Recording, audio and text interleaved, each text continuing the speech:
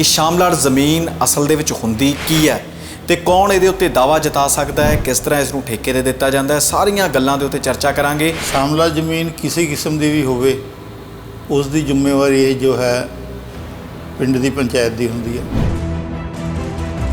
शामलाट ਜ਼ਮੀਨ ਕਿਤੇ ਵੇਚੀ ਨਹੀਂ ਜਾ ਸਕਦੀ, ਗਹਿਣੇ ਨਹੀਂ ਕੀਤੀ ਜਾ ਸਕਦੀ, ਉਸ ਦੀ ਪਾਰਟੀਸ਼ਨ ਨਹੀਂ ਹੋ ਸਕਦੀ।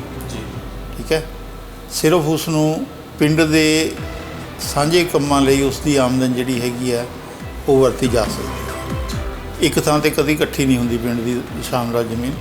ਹੁਣ ਜਿਵੇਂ ਸ਼ਾਮਲਾਟ ਜਿਹੜੇ ਪਿੰਡ ਦੇ ਟੋਭੇ ਹੁੰਦੇ ਆ ਉਹ ਸ਼ਾਮਲਾਟ 'ਚ ਹੁੰਦੇ ਆ, ਸਕੂਲ ਹੋ ਗਿਆ, ਗਲੀਆਂ ਹੋ ਗਈਆਂ, ਗੁਰਦੁਆਰਾ ਹੋ ਗਿਆ।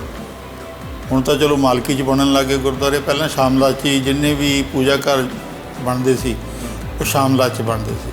ਕੀ ਪੰਚਾਇਤ ਇਸ ਜ਼ਮੀਨ ਦੀ ਬੋਲੀ ਤੋਂ ਇਲਾਵਾ ਇਹਦੀ ਵਿਕਰੀ ਵੀ ਕਰ ਸਕਦੀ ਹੈ, ਵੇਚ ਸਕਦੀ ਹੈ ਕਿ ਨਹੀਂ? ਨਹੀਂ, ਪੰਚਾਇਤ ਇਸ ਜ਼ਮੀਨ ਨੂੰ ਵੇਚ ਨਹੀਂ ਸਕਦੀ, ਸਿਰਫ ਇਸ ਨੂੰ ਠੇਕੇ ਤੇ ਦੇ ਸਕਦੀ ਹੈ ਜਾਂ ਇੰਸਟੀਟਿਊਸ਼ਨਲ ਵਰਤੋਂ ਵਾਸਤੇ ਦੇ ਸਕਦੀ ਹੈ, ਉਹ ਵੀ ਡਾਇਰੈਕਟਰ ਦੀ ਮਨਜ਼ੂਰੀ ਨਾਲ। ਸਤਿ ਸ਼੍ਰੀ ਅਕਾਲ। ਸਾਡਾ ਖਾਸ ਪ੍ਰੋਗਰਾਮ naibtehsildar.com ਕਾਨੂੰਨ ਜਾਇਦਾਦ ਦਾ ਦੇਖ ਰਹੇ ਦੇਸ਼ ਵਿਦੇਸ਼ ਦੇ ਦਰਸ਼ਕਾਂ ਦਾ ਮੈਂ ਧਰਮਿੰਦਰ ਸੰਧੂ ਸਵਾਗਤ ਕਰਦਾ। ਇਸ ਪ੍ਰੋਗਰਾਮ ਦੇ ਵਿੱਚ ਜ਼ਮੀਨ ਦੇ ਨਾਲ ਜੁੜੇ ਮਸਲਿਆਂ ਤੇ ਗੱਲ ਕਰਦੇ ਹਾਂ। ਕਾਨੂੰਨ ਆ ਜਿਹੜਾ ਜਾਇਦਾਦ ਦਾ ਉਹਦੇ ਉੱਤੇ ਵੀ ਚਰਚਾ ਕੀਤੀ ਜਾਂਦੀ ਹੈ। ਵੱਖ-ਵੱਖ ਪਹਿਲੂਆਂ ਤੇ ਚਰਚਾ ਕਰਨ ਲਈ ਇਸ ਪ੍ਰੋਗਰਾਮ ਦਾ ਹਿੱਸਾ ਬਣਦੇ ਨੇ ਸਾਡੇ ਨਾਲ ਰਿਟਾਇਰਡ ਨਾਇਬ ਤਹਿਸੀਲਦਾਰ ਗੁਰਪ੍ਰਤਾਪ ਸਿੰਘ ਆਹਲੂਵਾਲੀਆ ਸਾਹਿਬ ਅੱਜ ਵੀ ਸਾਡੇ ਨਾਲ ਮੌਜੂਦ ਨੇ। ਸਭ ਤੋਂ ਪਹਿਲਾਂ ਉਹਨਾਂ ਦਾ ਸਵਾਗਤ ਕਰਦੇ ਹਾਂ। ਸਰ, ਸਵਾਗਤ ਹੈ ਜੀ ਤੁਹਾਡਾ। ਕਾਲ ਜੀ, D5 ਚੈਨਲ ਪੰਜਾਬੀ ਦੇਖ ਰਹੇ ਦਰਸ਼ਕਾਂ ਦਾ ਸਵਾਗਤ ਹੈ। ਆਹਲੂਵਾਲੀਆ ਸਾਹਿਬ, ਅੱਜ ਦੇ ਇਸ ਪ੍ਰੋਗਰਾਮ ਦੇ ਵਿੱਚ ਖਾਸ ਤੌਰ ਦੇ ਉੱਤੇ ਚਰਚਾ ਕਰਾਂਗੇ ਸ਼ਾਮਲਾਟ ਜ਼ਮੀਨ ਬਾਰੇ ਕਿ ਸ਼ਾਮਲਾਟ ਜ਼ਮੀਨ ਅਸਲ ਦੇ ਵਿੱਚ ਹੁੰਦੀ ਕੀ ਹੈ ਤੇ ਕੌਣ ਇਹਦੇ ਉੱਤੇ ਦਾਅਵਾ ਜਤਾ ਸਕਦਾ ਹੈ, ਕਿਸ ਤਰ੍ਹਾਂ ਇਸ ਨੂੰ ਠੇਕੇ ਤੇ ਦਿੱਤਾ ਜਾਂਦਾ ਹੈ, ਸਾਰੀਆਂ ਗੱਲਾਂ ਦੇ ਉੱਤੇ ਚਰਚਾ ਕਰਾਂਗੇ। ਤੇ ਸਭ ਤੋਂ ਪਹਿਲਾਂ ਇਹੀ ਕਿ ਸ਼ਾਮਲਾਟ ਜ਼ਮੀਨ ਹੁੰਦੀ ਕੀ ਹੈ? ਧਰਮਿੰਦਰ ਜੀ, ਸ਼ਾਮਲਾਟ ਜ਼ਮੀਨ ਜੋ ਹੈ ਉਸ ਲਈ ਸਰਕਾਰ ਵੱਲੋਂ ਵਿਲੇਜ ਕਾਮਨ ਲੈਂਡ ਐਕਟ ਬਣਾਇਆ ਗਿਆ ਜੀ। ਉਹਦੇ ਤਹਿਤ ਹੀ ਇਸ ਦੀ ਜਿਹੜੀ ਹੈਗੀ ਹੈ ਰੱਖ ਰਖਾਵ ਹੁੰਦਾ।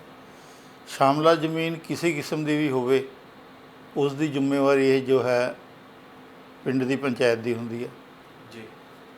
ਸ਼ਾਮਲਾਟ ਜ਼ਮੀਨ ਜਿਹੜੀ ਹੈ, ਇੱਕ ਤਾਂ ਸ਼ਾਮਲਾਟ ਹੁੰਦੀ ਹੈ ਸ਼ਾਮਲਾਟ ਦੇ ਜੀ, ਠੀਕ ਹੈ, ਇੱਕ ਹੁੰਦੀ ਹੈ ਸ਼ਾਮਲਾਟ ਮੁਸ਼ਤਰਕਾ ਮਾਲਕਾਂ ਜੀ।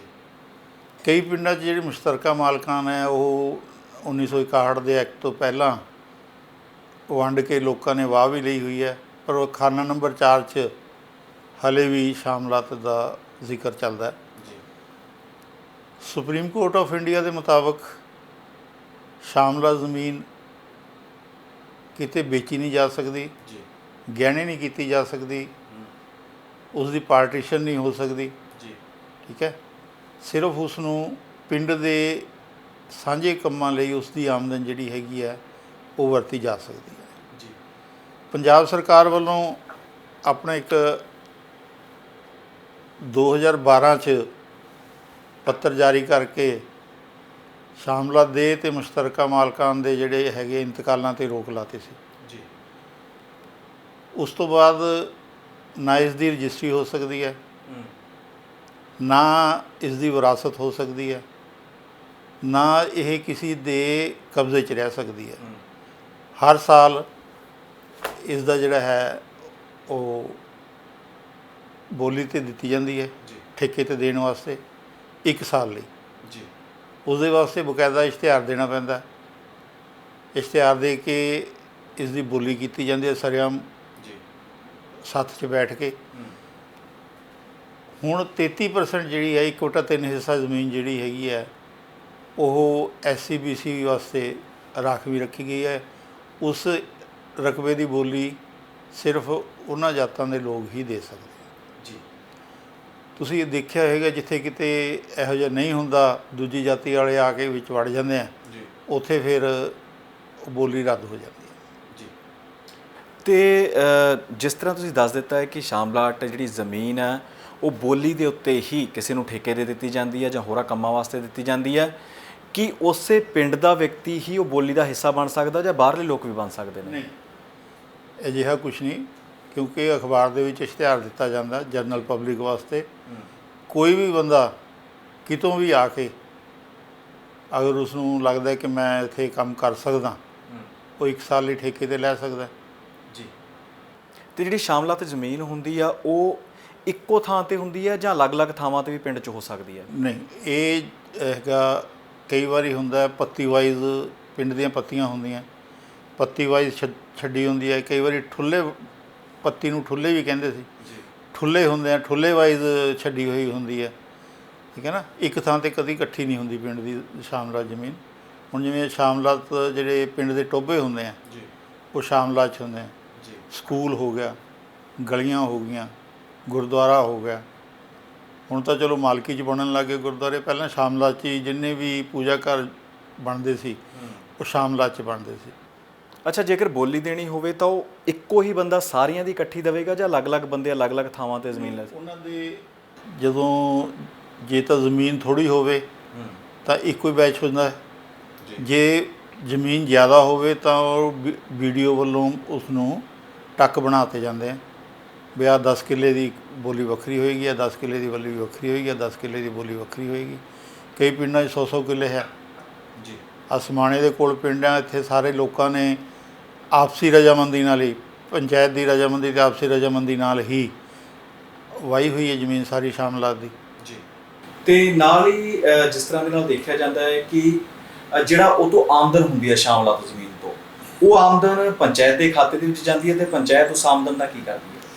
ਪੰਚਾਇਤ ਜ਼ਮੀਨ ਤੋਂ ਹੋਣ ਵਾਲੀ ਆਮਦਨ ਜਿਹੜੀ ਹੈਗੀ ਆ ਪਿੰਡ ਦੇ ਲੋਕ ਭਲਾਈ ਦੇ ਕੰਮਾਂ ਵਾਸਤੇ ਖਰਚ ਕਰਦੀ ਹੈ। ਗਲੀਆਂ ਨਾਲੀਆਂ ਬਣਵਾ ਸਕਦੀ ਹੈ, ਕਿਸੇ ਗਰੀਬ ਦੀ ਸ਼ਾਦੀ ਹੋਵੇ ਉਹਦੇ 'ਚੋਂ ਦਾਨ ਦੇ ਸਕਦੀ ਹੈ, ਠੀਕ ਹੈ। ਬਿਜਲੀ ਦੀ ਤਾਰਾਂ ਪਵਾ ਸਕਦੀ ਹੈ, ਸਟਰੀਟ ਲਾਈਟਾਂ ਲਵਾ ਸਕਦੀ ਹੈ।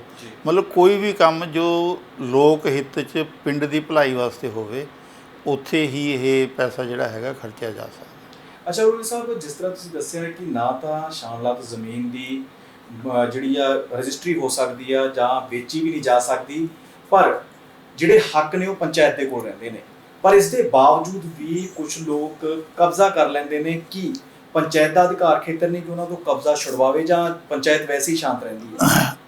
ਦੇਖੋ, ਜਿੱਥੇ ਸਰਪੰਚ ਦੀ ਮਿਲੀ ਭੁਗਤ ਨਾਲ ਕਬਜ਼ਾ ਹੁੰਦਾ ਜੀ, ਉੱਥੇ ਪੰਚਾਇਤ ਚੁੱਪ ਰਹਿੰਦੀ ਹੈ ਜੀ। ਜਾਂ ਪੰਚਾਇਤ ਦੇ ਕਿਸੇ ਮੈਂਬਰ ਨੇ ਕਬਜ਼ਾ ਕਰ ਲਿਆ, ਉੱਥੇ ਵੀ ਪੰਚਾਇਤ ਚੁੱਪ ਰਹਿੰਦੀ ਹੈ ਜੀ। ਪਰੰਤੂ ਜੇ ਕੋਈ ਬੰਦਾ ਨਜਾਇਜ਼ ਤੌਰ 'ਤੇ ਕਬਜ਼ਾ ਕਰਦਾ, ਚਾਹੇ ਉਹ ਪੰਚ ਹੈ, ਚਾਹੇ ਸਰਪੰਚ ਹੈ, ਚਾਹੇ ਉਹਨਾਂ ਦਾ ਕੋਈ ਸਾਥੀ ਸੰਗੀ ਰਿਸ਼ਤੇਦਾਰ ਹੈ, ਉਸ ਨੂੰ ਐਵਿਕਟ ਕੀਤਾ ਜਾ ਸਕਦਾ। DDPO ਕੋਲ ਇਸ ਦੀਆਂ ਪਾਵਰਾਂ ਬਤੌਰ ਕਲੈਕਟਰ। DDPO ਉਸ ਨੂੰ ਕਬਜ਼ਾ ਛਡਾਉਣ ਵਾਸਤੇ ਆਰਡਰ ਜਾਰੀ ਕਰ ਸਕਦਾ ਹੈ। ਜੇ ਉਹ ਨਾ ਛੱਡੇ ਤਾਂ ਪੁਲਿਸ ਦੇ ਰਾਹੀਂ ਖਾਲੀ ਕਰਾਈ ਜਾ ਸਕਦੀ ਹੈ। ਜੇ ਉਸ ਤੋਂ ਇਲਾਵਾ ਉਸ 'ਤੇ 33 ਸਾਲ ਦਾ ਲਗਾਨ ਦਾ ਦਾਅਵਾ ਵੀ ਕੀਤਾ ਜਾ ਸਕਦਾ ਜੀ। ਤੇ ਸ਼ਾਮਲਾਤ ਜ਼ਮੀਨ ਦੇ ਉੱਤੇ ਸਿਰਫ ਖੇਤੀ ਹੀ ਕੀਤੀ ਜਾ ਸਕਦੀ ਹੈ ਜਾਂ ਉਹਦੇ ਉੱਤੇ ਜੇਕਰ ਕੋਈ ਉਹਨੂੰ ਲੀਜ਼ ਤੇ ਲੈਣਾ ਚਾਹਵੇ ਜਾਂ ਉਹਦੇ ਉੱਤੇ ਉਸਾਰੀ ਕਰਨੀ ਚਾਹਵੇ ਤਾਂ ਉਹ ਸੰਭਵ ਹੈ? ਨਹੀਂ, ਆਮ ਆਦਮੀ ਵਾਸਤੇ ਸੰਭਵ ਨਹੀਂ ਹੈ ਇਹ। ਹੁਣ ਜਿਵੇਂ ਸਰਕਾਰ ਦੀ ਪਾਲਿਸੀ ਹੈ ਕਿ 5-5 ਮਰਲੇ ਦੇ ਪਲਾਟ ਸ਼ਾਮਲਾਤ 'ਚੋਂ ਕੱਟ ਕੇ ਦਿੱਤੇ ਜਾ ਰਹੇ ਹਨ ਜੀ, ਉਹ ਸਰਕਾਰ ਦੀ ਸਕੀਮ ਹੈ, ਉਹ ਹੋ ਸਕਦੀ ਹੈ। ਜਾਂ ਕਿਸੇ ਅਦਾਰੇ ਨੂੰ ਜ਼ਮੀਨ ਚਾਹੀਦੀ ਹੈ, ਸਰਕਾਰ ਉਹਦੀ ਮਨਜ਼ੂਰੀ ਦਿੰਦੀ ਹੈ ਜੀ, ਡਾਇਰੈਕਟਰ ਪੰਚਾਇਤ ਤੋਂ ਮਨਜ਼ੂਰੀ ਲੈਣੀ ਪੈਂਦੀ ਉਹਦੀ, ਅਤੇ ਉਹਦੀਆਂ ਕੁਝ ਸ਼ਰਤਾਂ ਹੁੰਦੀਆਂ ਕਿ ਅਸੀਂ ਪਿੰਡ ਦੇ ਹੀ ਬੰਦਿਆਂ ਨੂੰ ਨੌਕਰੀ ਰੱਖਾਂਗੇ ਜੀ, ਪਿੰਡ ਦੇ ਵੈਲਫੇਅਰ ਵਾਸਤੇ ਅਸੀਂ ਕੰਮ ਕਰਾਂਗੇ ਜੀ, ਅਤੇ ਇੰਨੇ ਪੈਸੇ ਜਿਹੜੇ ਹੈਗੇ ਆ ਸਾਲਾਨਾ ਅਸੀਂ ਪਿੰਡ ਦੇ ਪੰਚਾਇਤ ਦੇ ਖਾਤੇ 'ਚ ਜਮ੍ਹਾਂ ਕਰਾਵਾਂਗੇ ਜੀ। ਉਹੀ ਲੋਕ ਉਸ 'ਚ ਉਸਾਰੀ ਕਰ ਸਕਦੇ ਆ, ਹੋਰ ਕੋਈ ਨਹੀਂ ਕਰ ਸਕਦਾ। ਅੱਛਾ, ਪੰਚਾਇਤ ਦੇ ਕੋਲ ਇਹਦਾ ਅਧਿਕਾਰ ਖੇਤਰ ਹੈ ਕਿ ਪੰਚਾਇਤ ਇਸ ਜ਼ਮੀਨ ਦੀ ਬੋਲੀ ਤੋਂ ਇਲਾਵਾ ਇਹਦੀ ਵਿਕਰੀ ਵੀ ਕਰ ਸਕਦੀ ਹੈ, ਵੇਚ ਸਕਦੀ ਹੈ ਕਿ ਨਹੀਂ? ਨਹੀਂ, ਪੰਚਾਇਤ ਇਸ ਜ਼ਮੀਨ ਨੂੰ ਵੇਚ ਨਹੀਂ ਸਕਦੀ, ਸਿਰਫ ਇਸ ਨੂੰ ਠੇਕੇ 'ਤੇ ਦੇ ਸਕਦੀ ਹੈ ਜਾਂ ਇੰਸਟੀਟਿਊਸ਼ਨਲ ਵਰਤੋਂ ਵਾਸਤੇ ਦੇ ਸਕਦੀ ਹੈ, ਉਹ ਵੀ ਡਾਇਰੈਕਟਰ ਦੀ ਮਨਜ਼ੂਰੀ ਨਾਲ। ਬੋਲੀ ਤਾਂ ਹਰ ਸਾਲ ਦੇਣੀ ਹੁੰਦੀ ਹੈ। ਉਹ ਬੋਲੀ ਜਿਹੜੀ ਹੈਗੀ ਹੈ BDPO ਦੀ ਹਾਜ਼ਰੀ 'ਚ ਹੁੰਦੀ ਹੈ। ਜਿੱਥੇ ਕਿਤੇ ਕੋਈ ਝਗੜਾ ਹੋਵੇ ਉੱਥੇ DDPO ਵੀ ਚਲੇ ਜਾਂਦੇ ਆ, ਜਾਂ ADC ਡਿਵੈਲਪਮੈਂਟ, ਸਾਰਾ ਕਾਰਜਭਾਰ ਉਹਨਾਂ ਕੋਲ ਹੀ ਹੁੰਦਾ ਜੀ। ਜਲਵਲ ਸਾਹਿਬ, ਤੁਸੀਂ ਪ੍ਰੋਗਰਾਮ ਦਾ ਹਿੱਸਾ ਬਣੇ ਤੇ ਬੜੇ ਆਸਾਨ ਤਰੀਕੇ ਦੇ ਨਾਲ ਸ਼ਾਮਲਾਤ ਬਾਰੇ ਸਾਰਾ ਕੁਝ ਦੱਸ ਦਿੱਤਾ ਹੈ ਕਿ ਸ਼ਾਮਲਾਤ ਜ਼ਮੀਨ ਹੁੰਦੀ ਕਿਵੇਂ ਆ, ਕਿਸ ਤਰ੍ਹਾਂ ਉਹਦੇ ਉੱਤੇ ਖੇਤੀ ਕੀਤੀ ਜਾਂਦੀ ਹੈ, ਕਿਸ ਤਰ੍ਹਾਂ ਉਸ ਦੀ ਬੋਲੀ ਕੀਤੀ ਜਾਂਦੀ ਹੈ ਤੇ ਕੌਣ ਉਹਦਾ ਹੱਕਦਾਰ ਹੁੰਦਾ। ਤੁਹਾਡਾ ਬਹੁਤ ਬਹੁਤ ਧੰਨਵਾਦ ਹੈ ਜੀ। ਸਤਿ ਸ਼੍ਰੀ ਅਕਾਲ। ਇਹ ਸਨ ਸਾਡੇ ਨਾਲ ਰਿਟਾਇਰਡ ਨਾਇਬ ਤਹਿਸੀਲਦਾਰ ਗੁਰਪ੍ਰਤਾਪ ਸਿੰਘ ਆਹਲੂਵਾਲੀਆ, ਜਿਨ੍ਹਾਂ ਨੇ ਬੜੇ ਆਸਾਨ ਤਰੀਕੇ ਤੇ ਆਸਾਨ ਸ਼ਬਦਾਂ ਦੇ ਵਿੱਚ ਸ਼ਾਮਲਾਤ ਜ਼ਮੀਨ ਦੇ ਉੱਤੇ ਚਰਚਾ ਕੀਤੀ ਹੈ। ਸ਼ਾਮਲਾਤ ਜ਼ਮੀਨ ਦੇ ਬਾਰੇ ਜਿੰਨੀਆਂ ਵੀ ਤੁਹਾਡੀਆਂ ਕੁਐਰੀਜ਼ ਸੀਗੀਆਂ, ਜਿੰਨੇ ਵੀ ਤੁਹਾਡੇ ਸਵਾਲ ਸੀ, ਉਹਨਾਂ ਦੇ ਤੁਹਾਨੂੰ ਜਵਾਬ ਜ਼ਰੂਰ ਮਿਲ ਗਏ ਹੋਣਗੇ ਤੇ ਤੁਸੀਂ ਸਕਰੀਨ ਤੇ ਦਿੱਤੇ ਨੰਬਰ ਦੇ ਉੱਤੇ ਕਾਲ ਕਰ ਸਕਦੇ ਹੋ, WhatsApp ਕਰ ਸਕਦੇ ਹੋ ਤੇ ਆਪਣਾ ਜੇਕਰ ਤੁਹਾਡਾ ਕੋਈ ਸਵਾਲ ਹੈ ਜ਼ਮੀਨ ਜਾਇਦਾਦ ਦੇ ਕਿਸੇ ਵੀ ਤਰ੍ਹਾਂ ਦੇ ਮਾਮਲੇ ਦੇ ਨਾਲ, ਮੁੱਦੇ ਨਾਲ ਜੁੜਿਆ ਹੋਇਆ, ਤਾਂ ਅਸੀਂ ਉਸ ਸਵਾਲ ਦਾ ਜਵਾਬ ਦੇਣ ਦੀ ਕੋਸ਼ਿਸ਼ ਜ਼ਰੂਰ ਕਰਾਂਗੇ। ਸੋ ਇਸੇ ਤਰ੍ਹਾਂ ਅਗਲੇ ਐਪੀਸੋਡ ਦੇ ਵਿੱਚ ਨਵਾਂ ਮੁੱਦਾ ਲੈ ਕੇ ਫਿਰ ਹਾਜ਼ਰ ਹੋਵਾਂਗੇ। ਫਿਲਹਾਲ ਇਜਾਜ਼ਤ ਦਿਓ। ਧੰਨਵਾਦ। T5 ਚੈਨਲ ਪੰਜਾਬੀ ਹੁਣੇ ਸਬਸਕ੍ਰਾਈਬ ਕਰੋ, ਬੈਲ ਆਈਕਨ ਤੇ ਕਲਿੱਕ ਕਰੋ। ਕੀ ਹੁੰਦੀ ਹੈ ਜਮ੍ਹਾਂਬੰਦੀ, ਕਿਵੇਂ ਬਣਦੀ ਹੈ ਵਸੀਅਤ, ਜ਼ਮੀਨ ਜਾਇਦਾਦ ਦੇ ਹਰ ਮਸਲੇ ਤੇ ਕਰਾਂਗੇ ਚਰਚਾ। ਦੇਖਣਾ ਨਾ ਭੁੱਲਣਾ ਸਾਡਾ ਖਾਸ ਪ੍ਰੋਗਰਾਮ naibtehsildar.com ਕਾਨੂੰਨ ਜਾਇਦਾਦ ਦਾ।